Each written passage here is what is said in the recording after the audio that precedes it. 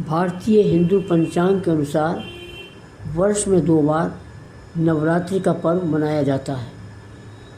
एक पर्व शारदीय नवरात्रि के नाम से क्वार के महीने में मनाया जाता है।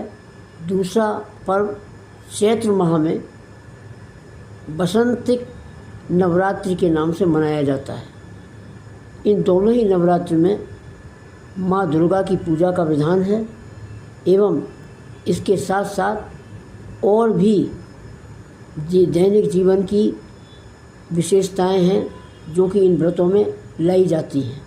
हमारी संस्कृति इन पर्वों को लाती है इसलिए कि हम इनके अनुसार जीवन को ढाल सकें, जिससे कि मौसम के परिवर्तन का असर मनुष्य के जीवन में या उसकी जीवन यात्रा में न पड़ सके।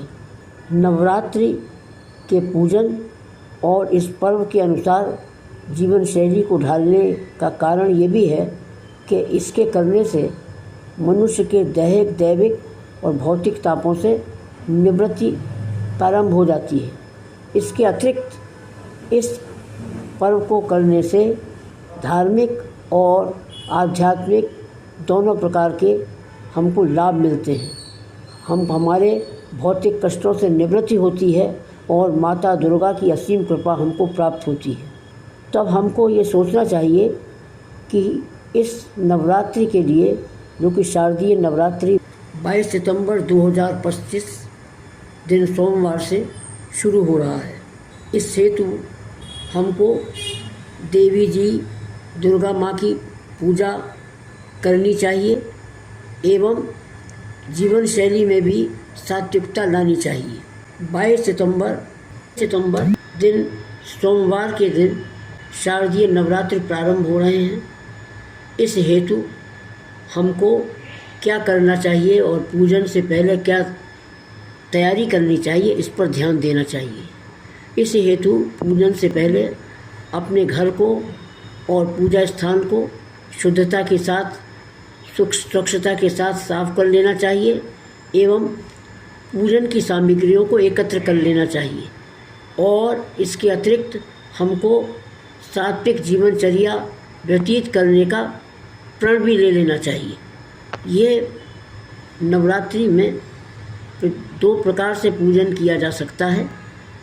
एक पूजन तो घट स्थापित करके और अखंड ज्योति जला के किया जाता है। दूसरा पूजन अखंड ज्योति न जलाकर और घट स्थापित न करके किया जा सकता है। इसमें साधक की प्रवृत्ति और साधक की आवश्यकता एवं उसकी शक्ति के अनुसार उसको निर्णय लेना होता है। कलश स्थापन के साथ पूजा और कलश न स्थापन के साथ पूजा हेतु पूजा की सामग्रियाँ एक सी ही होती हैं, जैसे कि लाल रंग की गोटेदार या साधारण चुंदरी माता के लिए लाल रेशमी चूड़ियाँ, आम के पत्ते, लाल वस्त्र, एक लकड़ी की चौकी जिस पर कि लाल वस्त्र बिछाएंगे, लंबी बत्ती के लिए रुई या बत्ती बनी हुई, धूप, अगरबत्ती, माचिस, नारियल। यदि दुर्गा सप्तशती का पाठ करना है तो दुर्गा सप्तशती, यदि निवारण मंत्र का जाप करना है तो चंदन की माला, कलश, चावल, कुमकुम, मौली, दीपक, पान, सुपारी, लाल झंडा, लौंग, इलायची, बताशे या मिश्री, कपूर, फल एवं मिठाई, दीपक, माँ की फोटो या मूर्ति, पंचमेवा, जौ, धूप, मिष्टान, लौंग, गूगल, कपूर, अगर तगर, आम की लकड़ियाँ अथवा उपले जिस पर कि ये इस सामान डाला जाएगा, और एक कुंड जिसको कि हवन कुंड भी कहा जा सकता है। इसके बाद इस सामग्री को यथास्थान यथाशक्ति एक थाल में या किसी शुद्ध बर्तन में लगा लीजिए और तत्पश्चात पूजा के भवन में जाने की चेष्टा कीजिए। साधक को नहा धोकर शुद्ध वस्त्र पहनकर पूजा का संकल्प लेना चाहिए और उसके पश्चात पूजा प्रारंभ कर देनी चाहिए। पूजा करने की विधि में घट स्थापन और न घट स्थापन न करने पर कोई विशेष परिवर्तन नहीं होता है। पूजा की विधि प्रायः एक सी ही होती है। यदि घट स्थापन हमको करना है तो मिट्टी का ही बर्तन लिया जाएगा, जिसके के ऊपर एक शकोरा या दीपक होगा, उस पर जौ रखे जाएंगे और उसके ऊपर कलावा से बांध के नारियल रखा जाएगा और नीचे घट के नीचे भी शुद्ध मिट्टी रखी जाएगी, उस पर घट को स्थापित किया जाएगा। घट स्थापन का मुहूर्त प्रातःकाल भी है और अभिजित मुहूर्त 11:30 बजे से 12 बजे तक का भी है। अपनी सुविधा के अनुसार दोनों ही समय में घट स्थापन किया जा सकता है। यदि घट स्थापन नहीं भी होना है तब भी माता की चौकी जिस पर कि लाल वस्त्र बिछाया जाए, माता की चौकी के नीचे थोड़े से जौ या चावल डाल दिए जाएं, उसकी भी स्थापना हमको इसी समय में कर लें तो ज़्यादा उचित रहेगा। यदि कलश स्थापना नहीं हो रही है तो माँ के पूजन अर्चन के लिए कुछ विधि के अनुसार करा जा सकता है। एक कलश वो मिट्टी का भी हो सकता है, तांबे का हो सकता है, जल भर के उसके ऊपर एक छोटा सा दीपक रख के चावल रख के उसको रखना चाहिए और उसके पश्चात माँ की तस्वीर हो या माँ का मूर्ति हो, उनको लाल चौकी पर बिछाकर वस्त्र बिछाकर रख देना चाहिए। तत्पश्चात दीपक जलाइए और दीपक के नीचे थोड़ी चावल डालिए और दीपक की बत्ती इतनी और उसमें घी हो इतना घी होना चाहिए कि जब तक आप पूजा कर सकें, जब तक वो जलता रहे। यदि अखंड दीपक आप जलाना चाहते हैं तो फिर उसको उसी हिसाब से बार बार उस दीपक में असली घी डालते रहना चाहिए। उस दीपक को प्रज्वलित करके संकल्प लेकर और पंचोपचार पूजा से माता की पूजा करनी चाहिए। जल के छींटे देकर नियमित तरीके से पूजन करके माँ को सिंदूर या लाल चंदन का तिलक लगाते हुए, चुंदरी पहनाते उड़ाते हुए, पुष्पमाला लगा देते हुए और उसके अतिरिक्त जो भी प्रसाद हम उनके आगे रखना चाहते हैं वो प्रसाद रखते हुए पूजा को आगे बढ़ाना चाहिए। यदि आप मंत्र का जाप करना चाहते हैं तो मंत्र का जाप करिए, अन्यथा कुछ भी नहीं कर सकते हैं हम तो हमको दुर्गा चालीसा का पाठ अवश्य कर लेना चाहिए। इस प्रकार की पूजा में दोपहर या प्रातःकाल ये पूजा कर लेने चाहिए। तत्पश्चात संध्या काल में माता के सामने प्रसाद लगाना चाहिए और दीपक जलाकर आरती करनी चाहिए। कपूर का दीपक भी माता के चरणों के पास जलाकर उस कपूर के दीपक को पूरे घर में घुमाना चाहिए। साधक की ये अपनी इच्छा है कि वह 2 दिन का व्रत रखे अथवा पूरे 9 दिन का व्रत रखे, वो साधक को देखना होगा। परंतु हर हाल में यदि वो 9 दिन का व्रत नहीं कर रहा है तो सात्विक चीज़ों का प्रयोग करना होगा और सात्विक जीवन जीना होगा 9 दिन के लिए, कम से कम जब तक कि माता की पूजा का विसर्जन न हो। 9 दिन का व्रत रखने वाले व्यक्तियों को सायंकाल फलाहार का भोजन करना चाहिए और पूजा करने के पश्चात शरबत, लस्सी आदि का प्रयोग किया जा सकता है। और जो व्यक्ति 9 दिन का व्रत नहीं कर रहे हैं उनको पड़वा और अष्टमी का व्रत करना चाहिए और व्रत उसी प्रकार से करना चाहिए जैसे कि 9 दिन के व्रत करने वाले साधक व्रत करते हैं, अर्थात प्रातःकाल पूजा के पश्चात कुछ हल्का पेय ले लेना और सायंकाल माता की आरती करने के पश्चात फल, सिंघाड़े का आटा, ऊँटू का आटा आदि से बना हुआ सामान, गाय के दूध का बना हुआ मिष्टान आदि लेकर व्रत की व्रत को पूर्ण कर लेना चाहिए। साधक मनोकामना की पूर्ति के लिए भी माता से प्रार्थना कर सकता है। मनोकामना यदि कोई नहीं है तो माता की प्रसन्नता के हेतु वह यह पूजा और व्रत कर सकता है। व्रत में प्रातःकाल पूजन करने के पश्चात ही उस व्रत का पारण किया जाएगा। बिना पूजा किए हुए व्रत का पारण इस पूजा में नहीं हो सकता है। कपूर की आरती और गूगल आदि का सिलगाना वह जल का पात्र जो कि पूजा से पहले पूजा के समक्ष रखा गया था, उसको अगले दिन प्रातःकाल उस जल को कहीं भी शुद्ध जगह पर विसर्जित करते हुए साफ करके उसमें दोबारा पूजा करने से पहले जल को भर लेना चाहिए। इसके अतिरिक्त जो भी हम प्रसाद माता के सामने रखते हैं, पूजन के बाद उसको लेकर यथाशक्ति कोशिश करनी चाहिए कि 2 वर्ष से लेकर 10 वर्ष तक की कोई कन्या मिले तो उसको प्रसाद दे दें। यदि नहीं मिलती है तब उसको रख लें, जब मिले तब दे दें और बाकी प्रसाद बांट लेना चाहिए।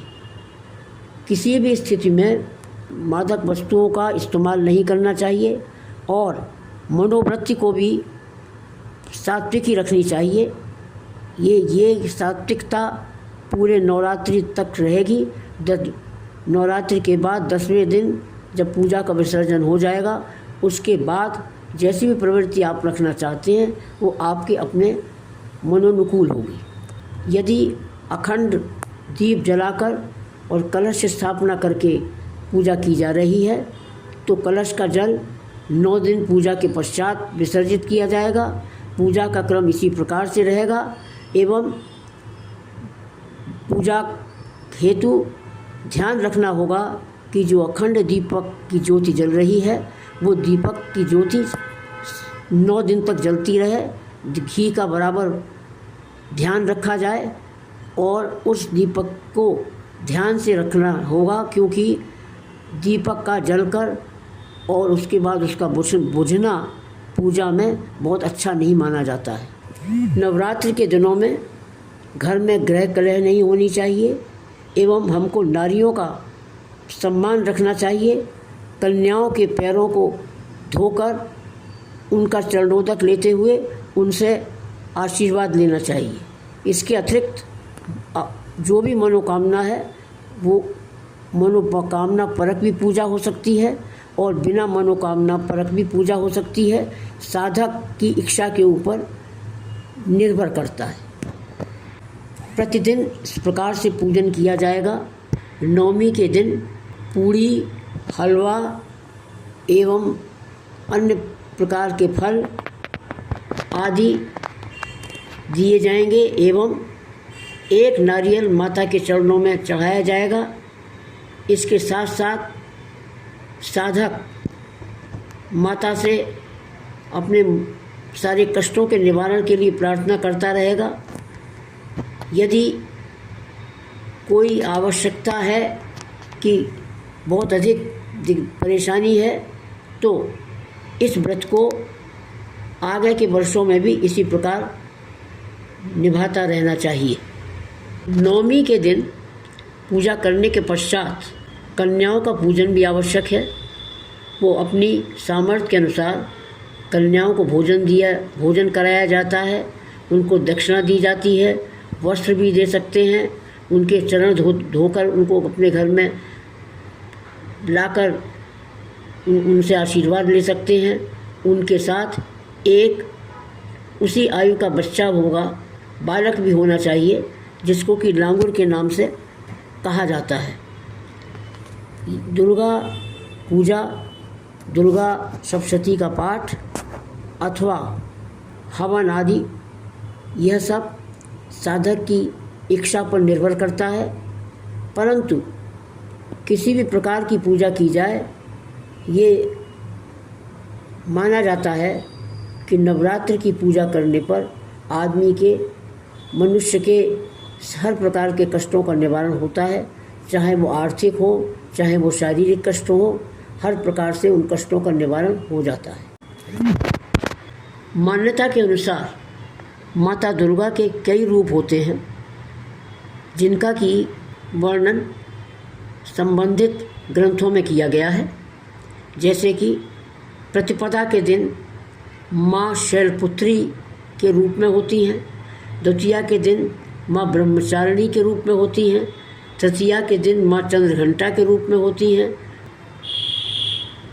चतुर्थी के दिन माँ कूष्मांडा के रूप में होती हैं, पंचमी के दिन माँ स्कंद माता के रूप में होती हैं, षष्ठी के दिन माँ कात्यायनी के रूप में होती हैं, सप्तमी के दिन माँ कालरात्रि के रूप में होती हैं, महाअष्टमी के दिन माँ महागौरी के रूप में होती हैं और महानवमी के दिन माँ सिद्धदात्री के रूप में होती हैं।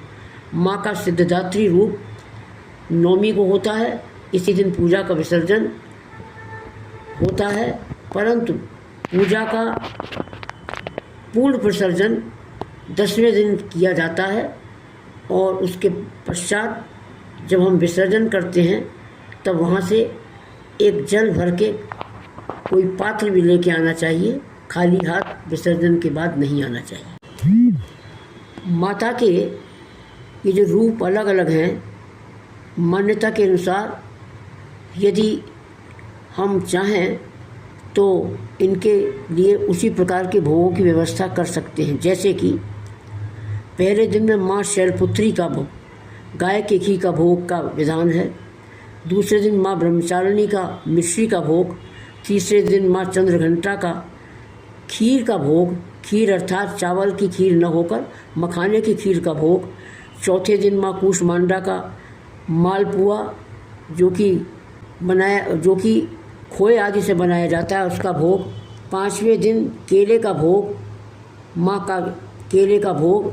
माँ स्कंद माता होती है पाँचवें दिन, अर्थात स्कंद माता को केले का भोग। छठवें दिन माँ कात्यायनी को शहद का भोग।